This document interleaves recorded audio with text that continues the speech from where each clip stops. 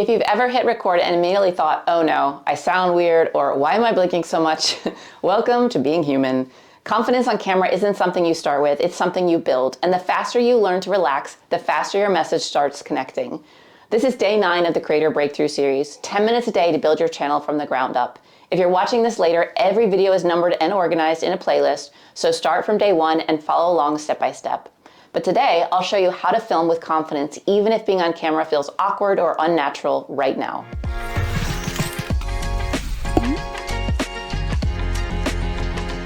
So, are you ready for the secret to filming confidently?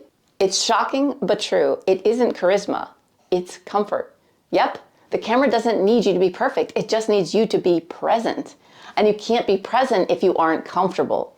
I've worked with creators who could barely look at the lens on day 1, and within weeks, they were filming full videos that felt effortless and ones they themselves actually enjoyed watching back. So yes, I know it seems crazy, but you can get there too, I promise. And it's not because they changed their personality, but because they learned to control 3 things: mindset, environment, and structure. Let's break those 3 things down. We'll walk through 5 steps to film with confidence, from mindset to lighting to delivery. First up, step 1, shift your mindset. You're talking to one person. This is the mindset shift that instantly makes you sound more natural on camera. When you talk to an audience, you sound stiff. When you talk to one person, you sound human. So here's how to do it. Picture your ideal viewer, not a crowd of people. So for a creator example, you want to speak to someone that's frustrated that their views aren't growing yet. Or if you're a fitness niche, a woman who thinks she's too old to start but wants to get her energy back, speak to her. Pretend you're FaceTiming that person and match that tone. So don't perform, explain. That's what confidence sounds like. If you wouldn't talk this way to a friend, you're performing, you're not teaching. Confidence isn't loud, it's relaxed clarity. So now that you're speaking to one person instead of a crowd, let's make sure they can actually see you the way you want to be seen. Because confidence doesn't just come from your voice, it comes from how you show up visually. Step 2, set up lighting that loves you. Lighting is the fastest, simplest way to look instantly more confident on camera. I still remember when I used to film on my laptop. No matter how many lights I turned on, I still looked dull and flat. The internal camera on my laptop just couldn't capture real depth or color. Then I switched to my Sony ZV-E10 and everything changed. With just one light on, I suddenly looked alive. The energy on screen finally matched the energy I actually felt. Now, I'm not saying you need to buy a camera. Your phone works great, but I wasn't using my phone. And honestly, in hindsight, I should have used my phone. Even a phone with good lighting would have brought more brightness, warmth, and life into those earlier videos than using my laptop. See, the lighting just doesn't make you look better. It helps people focus on your face, your eyes, and your message, and thus feel closer to you. It's like having coffee with a friend. So here's how you do it. You use natural light whenever possible, face a window directly, and keep your face brighter than your background. It draws attention right where it should be. If your eyes sparkle and your skin tone looks even, you've nailed it. When you see yourself clearly, your audience does too. Once your lighting is dialed in, the next piece is framing, because even perfect lighting can't save a shot that's off balance. So let's make sure your setup looks pro no matter what gear you're using. That leads us to step number 3. Frame yourself like a pro. Framing is what makes every budget setup look intentional and polished. It's not about expensive equipment, it's about positioning. Here's how to do it. You want to keep your eyes about 1/3 from the top of the frame. Shoot from slightly above eye level because it's more flattering and it instantly adds confidence. Leave just a little bit of headroom, not a giant space, and remove background clutter so the viewer's attention stays on you, not your background. For example, talking heads could be chest up framing mostly. Waist up works well if you're standing. Fitness videos or fitness tutorials would be a wider frame to show the movement clearly and the full body of the trainer. If it looks like you belong in the frame, you do. Visual balance builds trust. It tells your audience you're intentional, not accidental. Some common mistakes I see all the time when I'm working with clients inside my coaching program, this is one of the first things we fix because framing is often what separates a beginner from a pro-looking creator. Here are some of the most common mistakes I see. Framing is way too low, so it feels like the camera is looking up at you. It's unflattering and it makes you look unsure. Cutting off the top of your head or leaving way too much empty space above both feel awkward and distract from your message. Sitting dead center with a flat wall right behind you makes it feel like the video is a Zoom call instead of a YouTube content. Ignoring background depth, if you can sit a few feet away from the wall, it creates space and dimension in your videos. And my personal favorite, the floating head.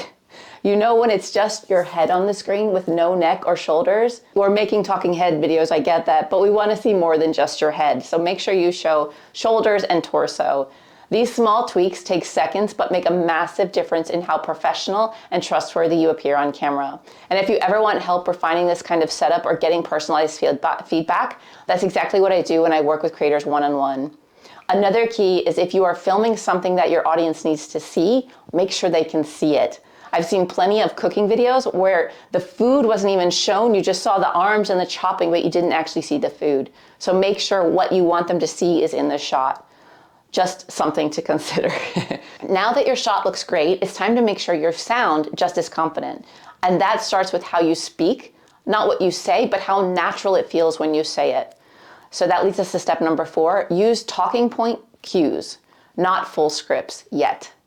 So let's talk about what you actually say on camera. A lot of creators rush into using a teleprompter, and don't get me wrong, I love using one. I'm using one right now.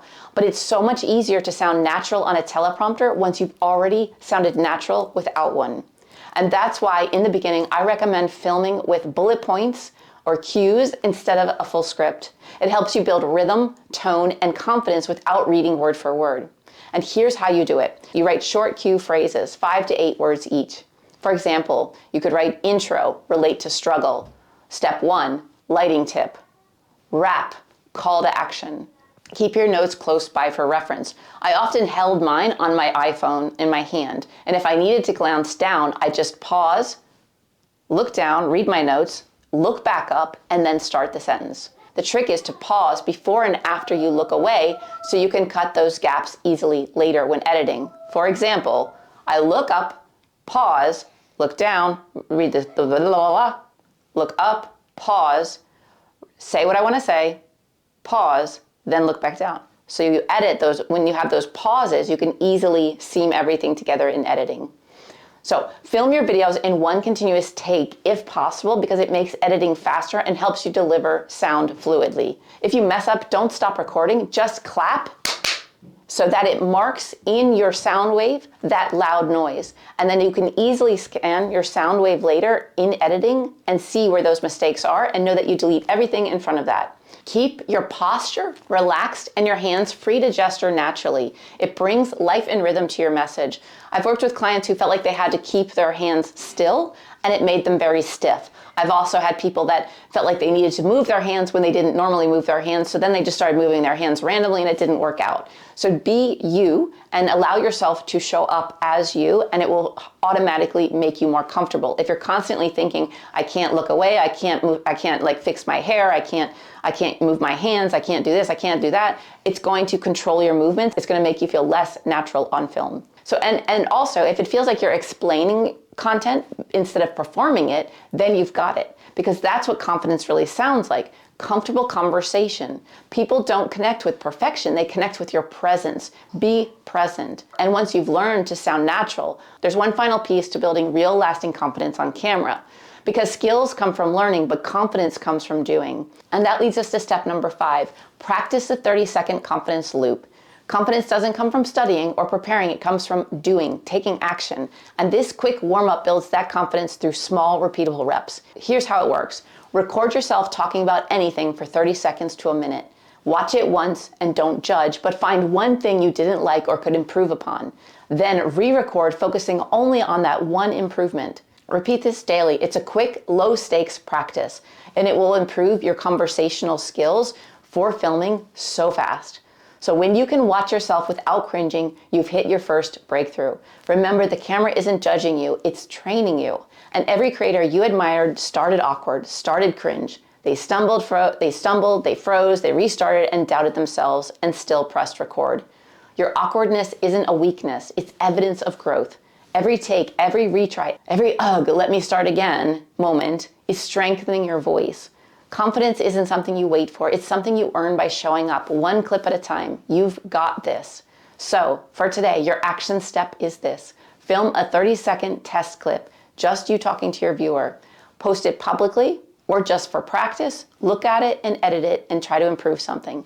Don't aim for perfect, aim for present. And remember to subscribe, so keep going with this Creator Breakthrough series. We're only on day 9 and tomorrow is day 10. We have 20 to go after that. Tomorrow, we'll talk about how you create bingeable content plans by structuring your next 3 videos for retention and growth. You don't need to feel confident to start. You just need to start to become confident. Let's go. I'll see you tomorrow, and thanks for being here. Bye for now.